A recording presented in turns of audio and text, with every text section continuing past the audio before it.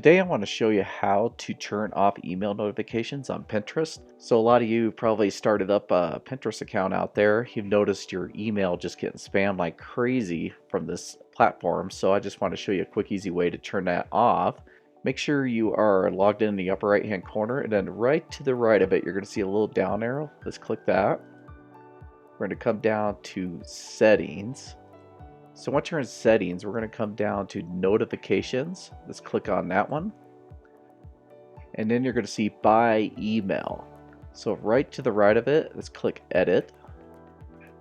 And you're going to see this drop down, and you do have an option of just kind of selecting which ones you don't want notifications on, or you can hit turn off all.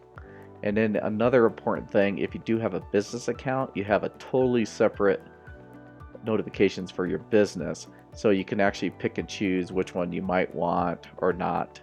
And then once you're all done, at the bottom all you have to do is hit save. Okay, I hope this helped you out. If it did, please hit the like button, share the video if anybody you think this could help them out, and we will catch you on the next video.